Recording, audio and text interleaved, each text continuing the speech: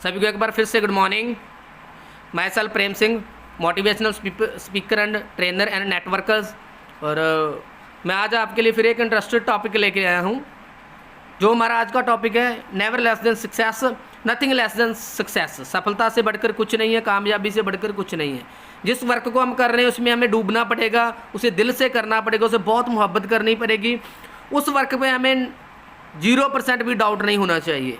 अगर हमारा छोटा सा भी डाउट हुआ, 0% भी हम सक्सेस नहीं हो सकते, या ट्रस्ट नहीं हुआ, छोटा सा शेक एक बड़े जहाज को डुबो सकता है।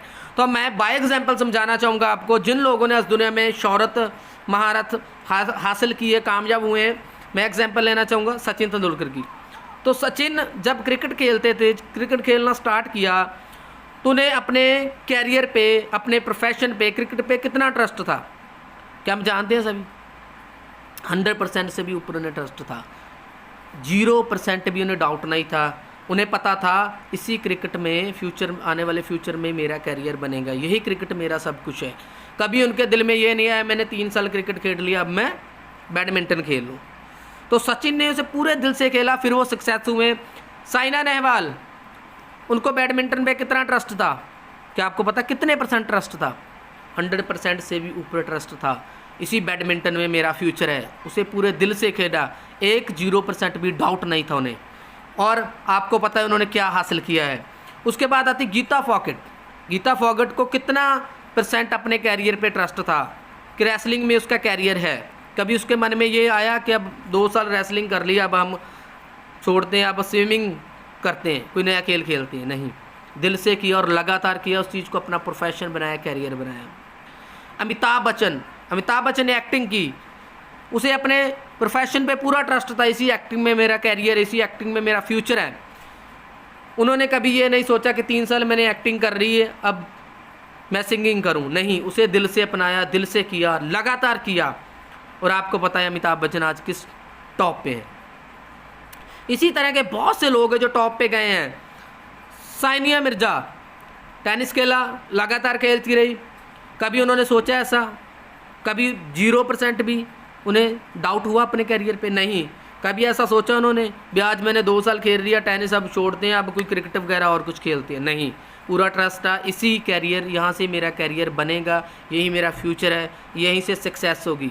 Never less than success, nothing less than success. कामयाबी के बिना कुछ भी मंजूर नहीं था।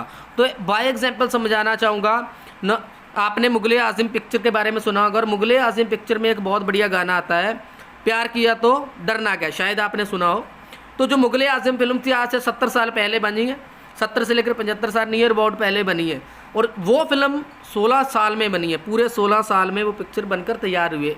उस समय अंग्रेज़ों का राज था, कोई इतनी पॉलिसी नहीं थी, इतने सोर्सेज भी नहीं थे, लेकिन उन्होंने फिर भी, पागल लोगों ने उस फिल्म को बनाया। कामयाब लोगों को पागल ही कहते हैं, जो कामयाबी को पकड़ते हैं, जो कुछ करके दिखाते हैं, उन्हें पागल ही बोला जाता है।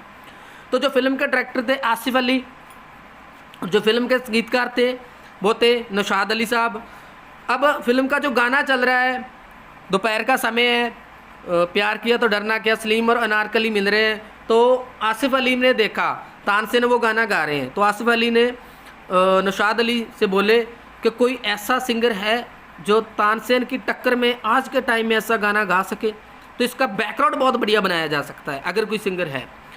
तो नौशाद अली बोले बिल्कुल है, लेकिन वो फिल्मों के लिए नहीं गाते, बड़े गुलाम अली साहब। तो आसिफ अली बोले नौशाद अली साहब से, आप मुझे उनसे मिलवा दीजिए, मैं अपने आप उन्हें सेट कर लूँगा। तो बोले ठीक है।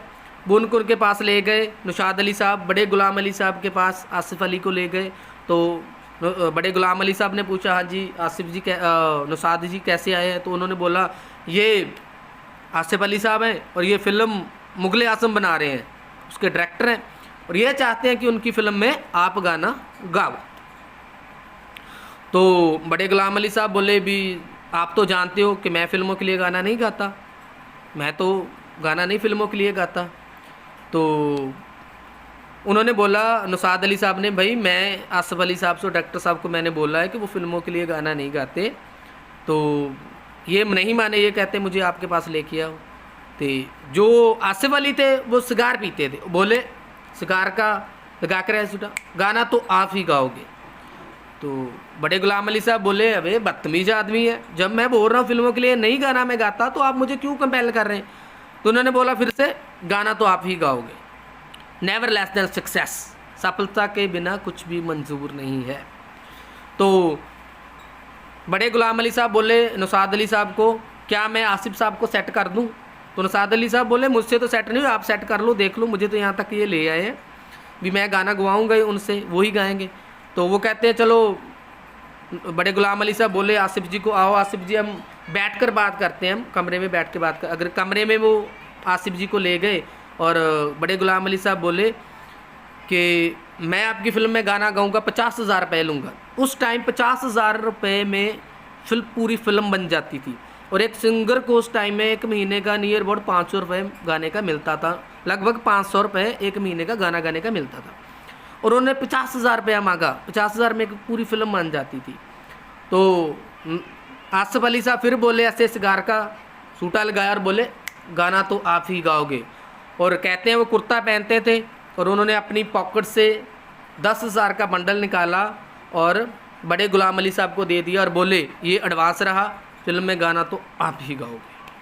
चले गए वहाँ से।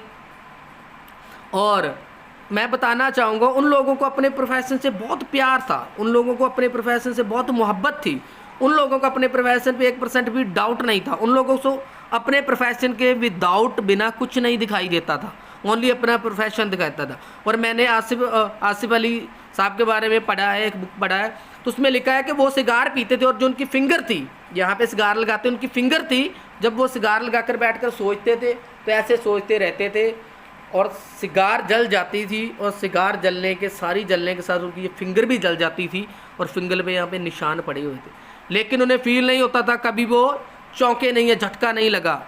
जो सोचते थे ध्यान वहीं उन पर रहता था, भटके नहीं थे कभी। Never less than success, nothing less than success, सफलता के बिना कुछ भी मंजूर नहीं था। 16 साल लगे मुग़ल आज़म को बनने में और लगभग मैं बात करूं जब मुग़ल आज़म बनी तो आप सभी लोग जानते हैं मुग़ल आज़म ने क्या करके दिखाया, कितनी फेमस हुई, कितने रिकॉर्ड्स तोड़े।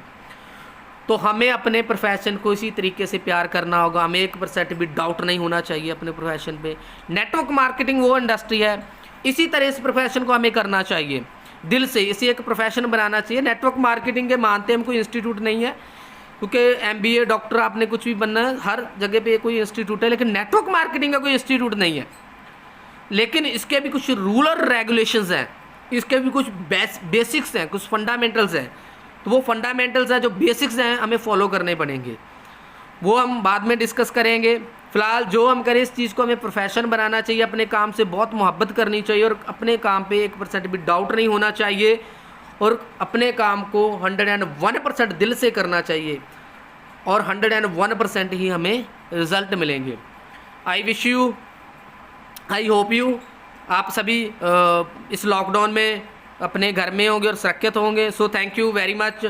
आप मेरे चैनल को लाइक करें और मैं अपना नीचे कमेंट बॉक्स में अपना नंबर देने जा रहा हूँ, आप कमेंट भी कर सकते हैं। और मैं कॉन्सेप्ट कर रहा हूँ और उसी कॉन्सेप्ट से मैंने सक्सेस ली है और आज मैं यहाँ तक पहुँचा हूँ। मार्केटिंग करनी बहुत ज़रूरी है भैया आपके लिए। एक 27 साल का लड़का आपके सामने जो परफॉर्मेंस कर रहा है वो एक बढ़िया कॉन्सेप्ट है, RV इंटरनेशनल उसी के कारण कर रहा है।